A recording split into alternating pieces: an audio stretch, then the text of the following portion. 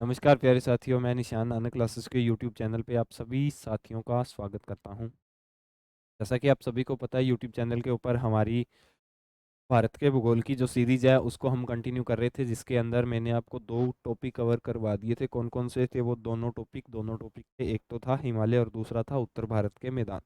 उम्मीद करता हूँ आपको वो दोनों टॉपिक अच्छे से समझ में आए होंगे। पहले उन दोनों टॉपिकों का रिवीजन करेंगे, उसके बाद में आज का जो हमारा टॉपिक रहेगा तटीय प्रदेश या तटीय मैदान भारत के। ठीक है। तटीय मैदानों को आज हम कवर करेंगे, जिसके अंदर मैं आज आपको मैप के माध्यम से तटीय मैदानों को समझाऊंगा और कल इनकी थ्योरी करेंगे, जिस प्रकार से कल किया था ना। कल मैंने आपको उत्तर भारत के मैदानों की थ्योरी करवाई थी। उससे पहले मैंने आपको क्या करवाया था, उत्तर भारत के मैदानों को मैप के अंदर समझाया था, अभी कैसे उत्तर भारत के मैदानों का निर्माण होता है और क्या सिस्टम होता है पूरा। तो आज का जो हमारा टॉपिक रहेगा, पहले तो मैं आपको इसका करवा रहा हूँ रिवीजन। ठीक है। रिवीजन की अगर हम बात करें, 5-10 मिनट शुरू के रिवीजन, उसके बाद में मैं आज के तटीय प्रदेश हैं जो उनके बारे में मैं आपको बताऊंगा। अगर हम रिवीजन की बात करें तो मैंने आपको करवाया था भारत का भूगोल। ठीक है। भारत का भूगोल। भारत के भूगोल को हमने दो तरीकों के अंदर बांट के पढ़ा था। एक तो था राजनीतिक, कौन सा था, राजनीतिक भूगोल। और दूसरा कौन सा था सर, दूसरा था भौतिक भूगोल। दूसरा कौन सा था, भौतिक भूगोल। दो तरीकों के अंदर हमने बांट के पढ़ा था। राजनीतिक भूगोल की बात करें तो राजनीतिक भूगोल के अंदर मैंने आपको बताए थे, भारत के अंदर 28 क्या है, 28 तो हैं राज्य, और 8 क्या है, 8 है केंद्र शासित प्रदेश यानी यूटी। यूटी का मतलब होता है यूनियन टेरिटरी। समझ में आ गई। इसके बाद में इसके अंदर मैंने आपको बताया था किस प्रकार से कितने देशों के साथ में सीमा लगती है, पश्चिम बिंदु कौन सा है, दक्षिण बिंदु कौन सा है, पूर्वी और उत्तरी बिंदु कौन से हैं। राजनीतिक भूगोल के अंदर हमने इतनी चर्चा की थी। उसके बाद में मैंने आपको करवा रहा था भौतिक भूगोल। भौतिक भूगोल की जब साथियों बात आती है तो भौतिक भूगोल के बारे में मैंने आपको बताया था, भौतिक भूगोल को हम 5 भागों के अंदर बांट के पढ़ेंगे। कितने भागों के अंदर सर, 5 भागों के अंदर। पहला भाग हो जाएगा हमारा, क्या हो जाएगा, पहला भाग था हमारा हिमालय। 2 नंबर भाग की बात करें तो 2 नंबर था उत्तर भारत के मैदान। किसके, उत्तर भारत के मैदान कह सकते हो, विशाल मैदान कह सकते हो इन दोनों को। ठीक है। 3 नंबर का जो हमारा था, 3 नंबर का था प्रायद्वीप भारत। प्रायद्वीप भारत। और 4 नंबर था, जो 4 नंबर था हमारा टॉपिक, उसको क्या बोला जाता था, उसको बोला जाता था तटीय मैदान। क्या बोला जाता था, तटीय मैदान। और 5 नंबर को साथियों बोला जाता था द्वीप समूह। क्या बोला जाता था, द्वीप समूह के नाम से हम जानते थे। ये 5 प्रकार के अंदर मैंने आपके भौतिक भूगोल को बांटा था। कौन कौन से, हिमालय, उत्तर भारत के मैदान, प्रायद्वीपीय भारत के बाद में तटीय मैदान, द्वीप समूह। इसके अंदर अगर हम हिमालय की बात करें तो हिमालय को साथियों कितने भागों के अंदर बांटा था, हिमालय को भी 5 भागों के अंदर बांटा था। कितने भागों के अंदर बांटा था हिमालय को, हिमालय हिमालय की बात करें तो हिमालय को 5 भागों के अंदर बांटा था। वो 5 भाग कौन कौन से थे, वो 5 भाग से ट्रांस हिमालय, कौन सा था, ट्रांस हिमालय। 2 नंबर पे आ जाएगा महान हिमालय।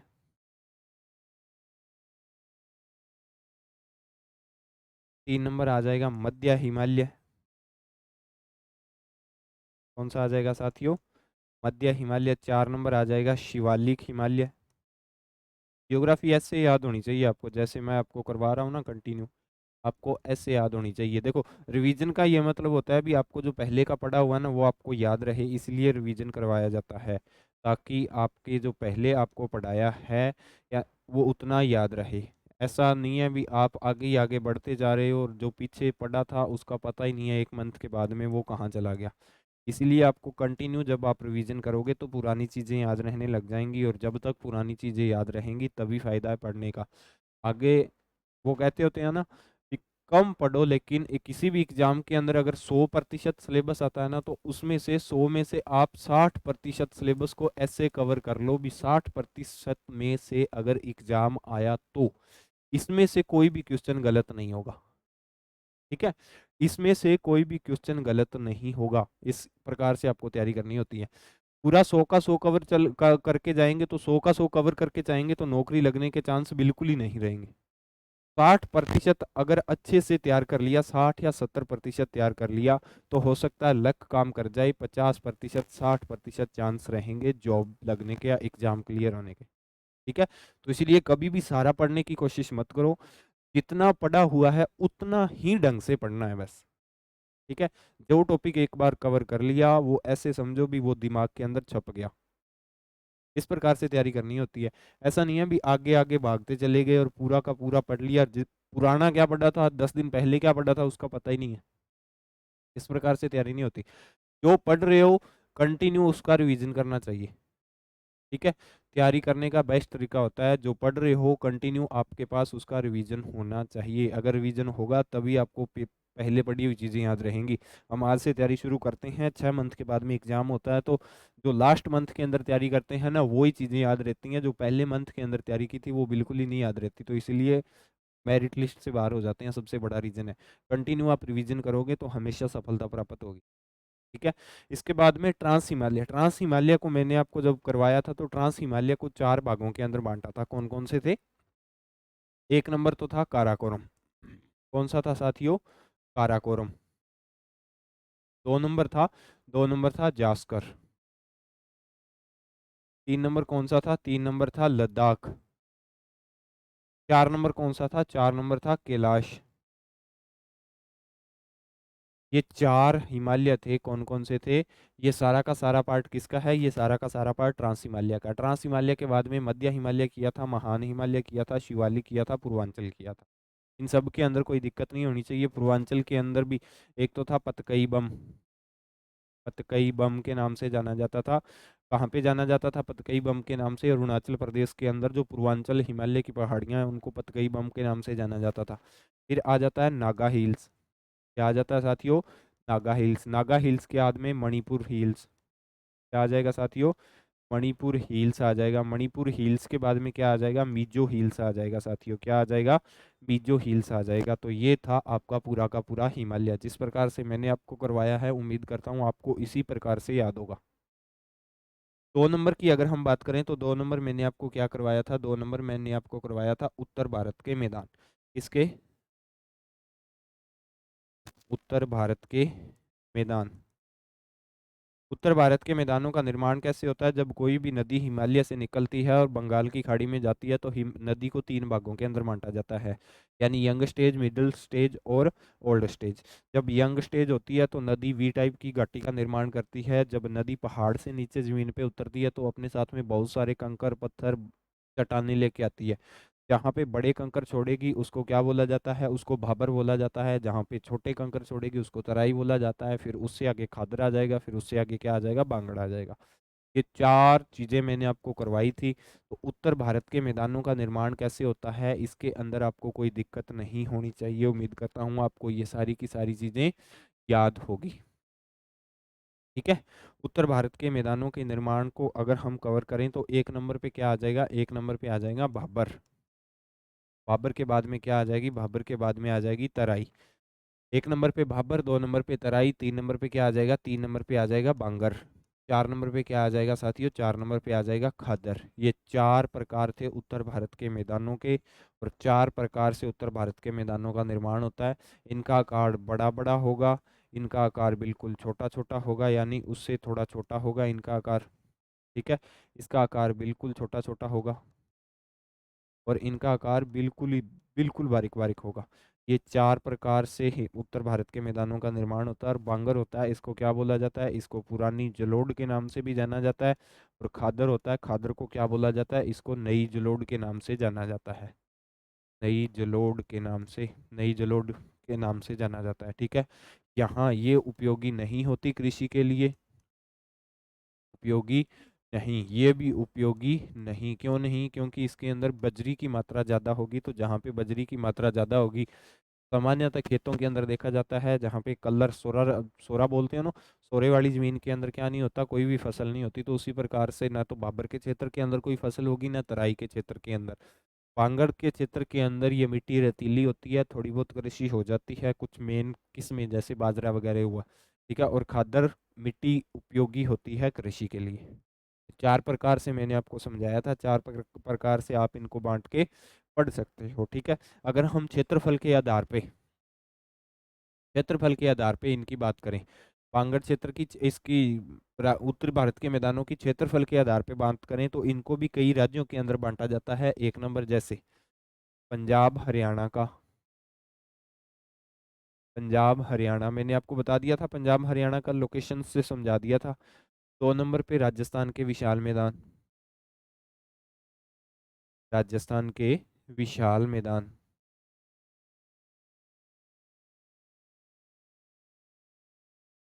3 नंबर पे कौन सा टॉपिक आ जाएगा? 3 नंबर पे हमारा आ जाएगा गंगा के मैदान,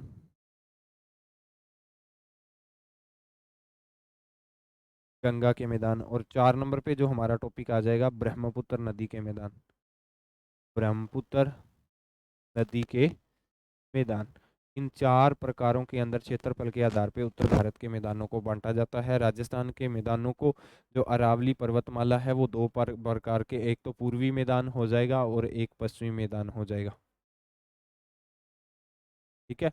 जो पश्चिमी मैदान होंगे वो उपयोगी होते हैं हमेशा फसल के लिए, पूर्वी के अंदर से, सॉरी, पूर्वी मैदान उपयोगी होंगे, पश्चिमी के अंदर से लूनी नदी निकलती है, वो एक मौसमी नदी है। वो सारी की सारी बातें मैंने आपको कल बता दी थी।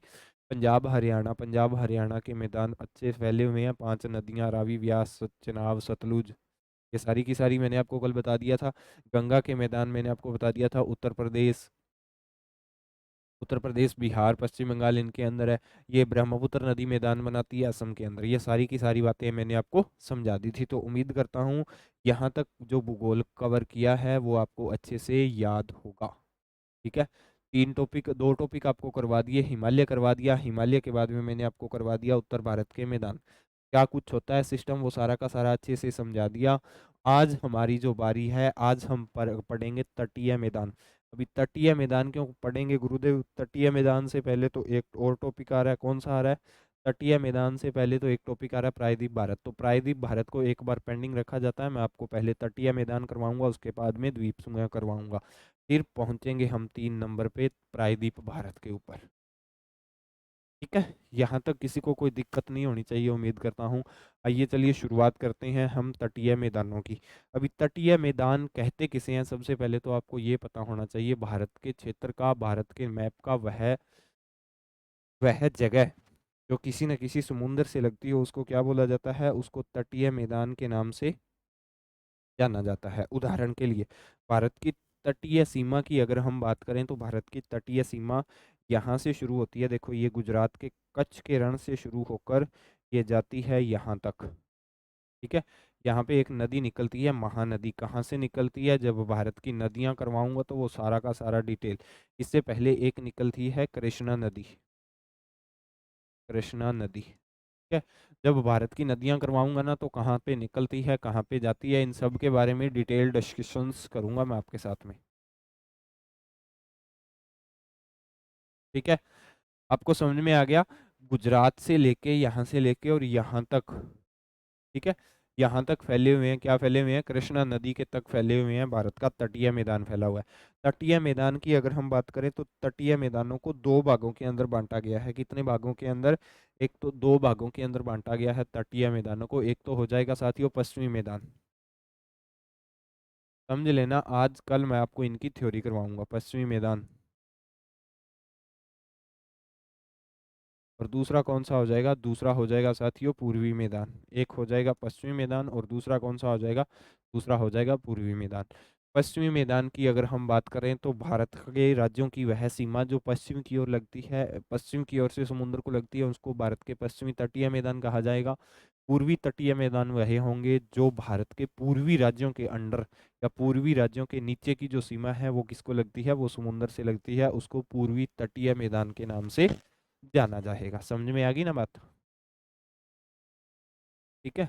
अभी इसके बाद में मैं आपको बता दूं, पश्चिमी तटीय मैदानों को हम 3 भागों के अंदर बांटते हैं। पश्चिमी तटीय मैदानों को कितने भागों के अंदर बांटते हैं? पहले पश्चिमी तटीय मैदान में आपको करवा देता हूँ, कितने भागों के अंदर बांटा जाता है पश्चिमी तटीय मैदान को? 3 भागों के अंदर बांटा जाता है। वो 3 भाग कौन कौन से हैं? पहला मैदान तो हो जाएगा काठियावाड़ का।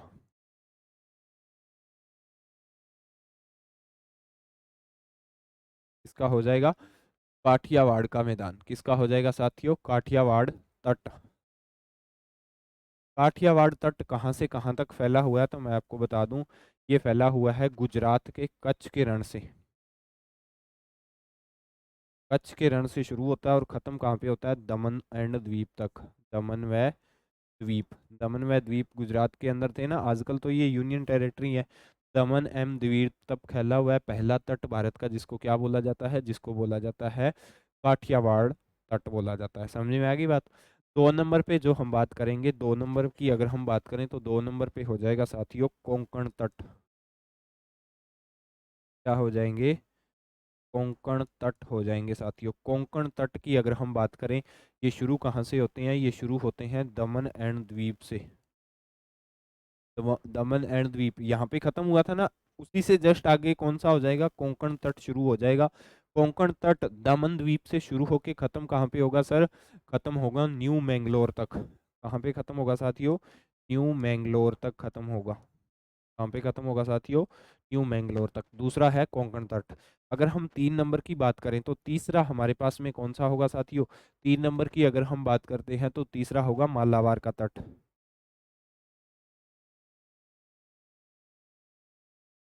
मालाबार तट कौन सा होगा? मालाबार तट। अभी मालाबार तट कहाँ से शुरू होगा? ये शुरू होगा न्यू मैंगलोर से शुरू होगा और कहाँ तक जाएगा? कन्याकुमारी तक।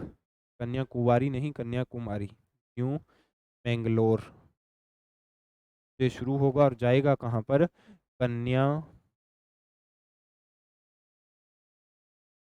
कन्याकुमारी तक। भारत के पश्चिमी मैदान या पश्चिमी तट, सॉरी, यहाँ पे पश्चिमी तट लिखना था।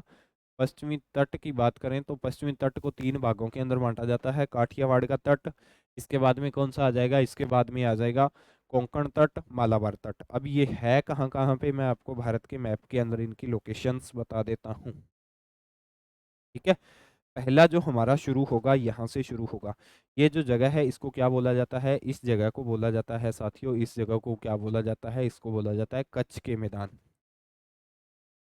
कच्छ का रण बोला जाता है, कच्छ का रण। ठीक है।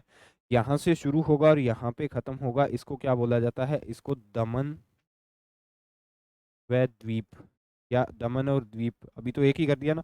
यहाँ से लेके और यहाँ तक ये जो सीमा है गुजरात की, जो समुद्र के साथ में लगती है, ये कौन सा तट हो जाएगा? काठियावाड़ का तट हो जाएगा। कौन सा हो जाएगा साथियों? ये तट हो जाएगा काठियावाड़ का।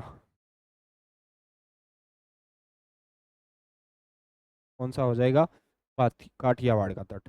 फिर यहाँ से दमन और द्वीप से शुरू होगा। कौन सा होगा नेक्स्ट? दमन और द्वीप से शुरू होगा और जाएगा कहाँ तक? दमन और द्वीप से शुरू होगा और जाएगा यहाँ तक। दमन और द्वीप से शुरू होगा और यहाँ तक जाएगा। ये कौन सी जगह है? ये जगह कौन सी है? न्यू मैंगलोर। कौन सी है ये? न्यू मैंगलोर है।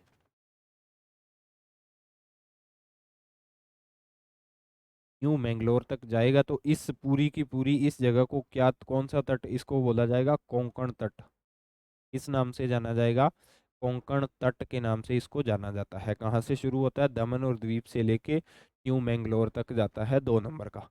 3 नंबर अगर हम बात करें तो 3 नंबर यहाँ से शुरू होगा न्यू मैंगलोर से और जाएगा कहाँ पर? यहाँ पे जाएगा, तमिलनाडु का एक जिला है कन्याकुमारी। कौन सा है? कन्याकुमारी।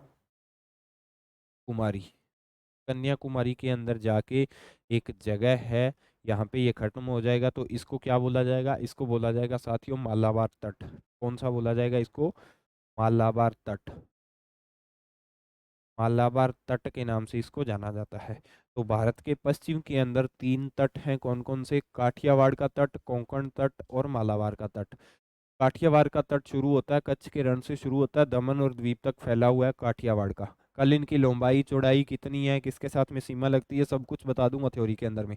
मैप के अंदर में आपको लोकेशंस बता रहा हूँ, समझ लेना। अगर आपको मैप के अंदर में लोकेशंस इसकी आती है तो आप लंबाई का अंदाजा लगा सकते हो। ठीक है। दूसरा हमारा दमन और द्वीप से लेके न्यू मैंगलोर तक फैला हुआ है, जिसको कोंकण तट के नाम से जाना जाता है। तीसरा न्यू मैंगलोर से लेके कन्याकुमारी तक फैला हुआ है, जिसको क्या बोला जाता है? मालाबार का तट। जिसको क्या बोला जाता है? मालाबार के तट के नाम से जिसको जाना जाता है। समझ में आ गई ना बात? ये तो थे भारत के पश्चिमी तट। अगर हम भारत के पूर्वी तट की बात करें,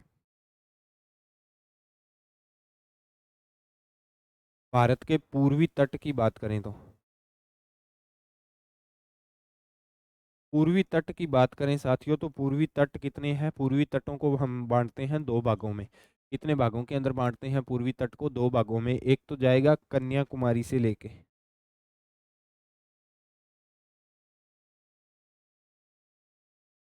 कन्याकुमारी से शुरू होगा, कन्याकुमारी से शुरू होगा और खत्म कहाँ पे होगा? खत्म होगा ये साथियों कृष्णा नदी तक। कहाँ पे खत्म होगा? कन्याकुमारी से शुरू होगा और कृष्णा नदी तक फैला हुआ है। कौन सी नदी तक? कृष्णा नदी तक फैला हुआ है। कौन सा तट है ये तट है, मैं आपको अभी बता रहा हूँ साथियों। कहाँ से शुरू हुआ था? ये शुरू हुआ था कन्याकुमारी, जहाँ पे, यानी वो दूसरा मैंने आपको करवाया था ना, दूसरा। ठीक है।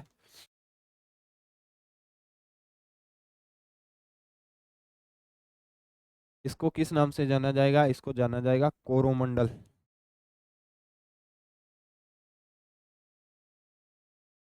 कोरोमंडल तट के नाम से जाना जाएगा। भारत का पूर्वी तट है ये। ठीक है। अगर हम दूसरे की बात करें तो दूसरा कृष्णा नदी से लेके महानदी तक फैला हुआ है। कहाँ से? कृष्णा नदी से लेके महानदी तक फैला हुआ है। यहाँ पे जो एंड होगा ये कौन सी नदी होगी? ये होगी महानदी। और इस बीच की जगह को क्या बोला जाएगा? इसको बोला जाएगा उत्तरी सरकारी। क्या बोला जाएगा साथियों? उत्तरी सरकारी के नाम से इसको जाना जाएगा। उत्तरी सरकारी के नाम से इसको जाना जाएगा। तो पूर्व के अंदर दो तट हैं, कौन कौन से? कारामंडल का और कारोमंड सॉरी,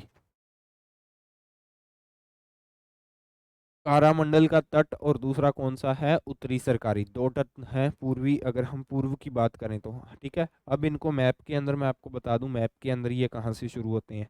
अब ने यहाँ पे देख लिया कन्याकुमारी तक तो मालाबार का आ रहा है। यहाँ से फिर ये शुरू होगा, कन्याकुमारी से लेके यहाँ से शुरू होगा और यहाँ पे एक नदी निकलती है जिसका क्या नाम है? जिसका नाम है कृष्णा नदी। यानी ये जो कृष्णा नदी की सीमा है, यहाँ से लेके यहाँ तक जो तट फैला हुआ है, इसको क्या बोला जाता है? क्या बोलोगे साथियों इसको आप? इस तट को कौन सा तट बोलोगे? कोरोमंडल का तट। कौन सा बोलोगे? कोरोमंडल। कोरोमंडल का तट। कोरोमंडल तट। ठीक है। फिर यहाँ से लेके यहाँ पे एक नदी निकलती है जिसका क्या नाम है? जिसका नाम है महानदी। महानदी निकलती है। और यहाँ से कृष्णा नदी से लेके महानदी तक जो जगह फैली हुई है, इसको क्या बोला जाता है? इसको उत्तरी सरकारी तट के नाम से जाना जाता है।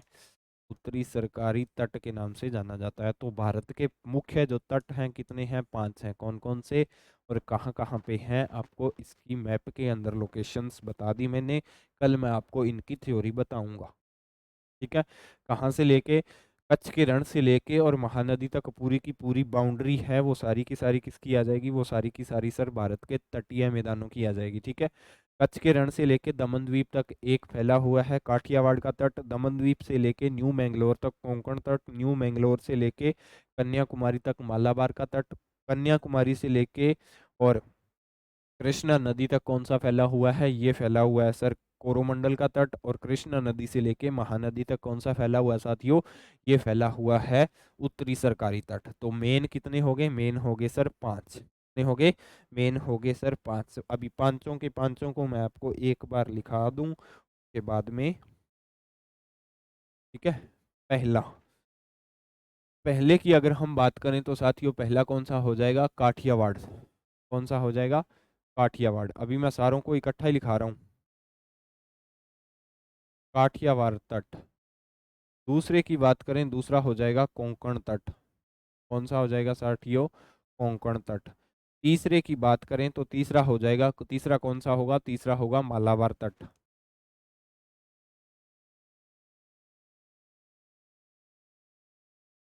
4 नंबर की अगर हम बात करें तो 4 नंबर कौन सा हो जाएगा? 4 नंबर हो जाएगा कोरोमंडल।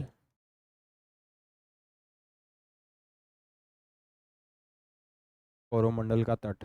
पांचवा अगर हम बात करें तो पांचवा हो जाएगा उत्तरी सरकारी। कौन सा हो जाएगा? उत्तरी सरकारी हो जाएगा। अभी ये जो है ये कहाँ से कहाँ तक फैला हुआ है? ये फैला हुआ है, कहाँ से शुरू होता है ये शुरू होता है सर कच्छ के रण से। कच्छ के रण से लेके कहाँ तक फैला हुआ है? दमन द्वीप तक। दमन द्वीप तक। 2 नंबर पे है दूसरा, कहाँ से शुरू होता है? ये शुरू होता है दमन द्वीप से लेके। दमन द्वीप से लेके कहाँ से शुरू होता है? दमन द्वीप से लेके न्यू मैंगलोर तक फैला हुआ है। ये कहाँ तक फैला हुआ है? न्यू मैंगलोर तक फैला हुआ है। कहाँ तक फैला हुआ है साथियों? न्यू मैंगलोर। अभी ये तीसरा कौन सा है? तीसरा मालाबार का तट। मालाबार कहाँ से शुरू होता है? मालाबार सर शुरू होगा न्यू मैंगलोर से लेके। न्यू मैंगलोर।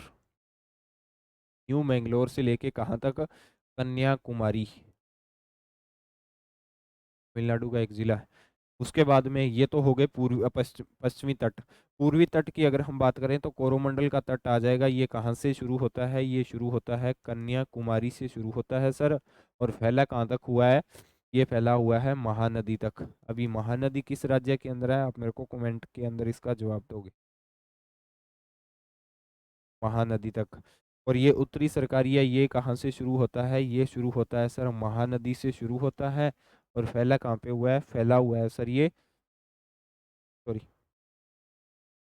कन्याकुमारी नहीं होगा। कन्याकुमारी के बाद में यहाँ पे कृष्णा नदी आएगी। कौन सी आएगी? कृष्णा नदी। और इधर ये कृष्णा नदी से शुरू होकर और कहाँ तक फैला हुआ है? ये फैला हुआ है महानदी तक। कहाँ तक फैला हुआ है? महानदी तक। तो आपको मेन 5 याद रखने हैं। काठियावाड़ का तट, कोंकण तट, मालाबार का तट, कोरोमंडल तट और उत्तरी सरकारी। ठीक है। मैप के अंदर अगर हम इसकी बात करें तो मैप के अंदर मैंने आपको इनकी लोकेशंस बता दी। मैप के अंदर इनकी लोकेशंस ये रही।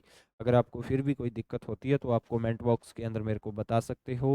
मैप के माध्यम से मैंने आज आपको समझाने की कोशिश करी है भारत के तटीय मैदानों या तटीय प्रदेशों को। कल हम इनको थ्योरी के अंदर समझेंगे। मिलते हैं कल नेक्स्ट क्लास के साथ। अगर आपको ये क्लास अच्छी लगती है तो क्लास को लाइक करें, अपने दोस्तों के साथ शेयर करें। अगर आप नानक क्लासेस के यूट्यूब चैनल पे नए हो तो चैनल को सब्सक्राइब करें। मिलते हैं दोस्तों कल नेक्स्ट क्लास के साथ। तब तक के लिए जय हिंद, जय भारत।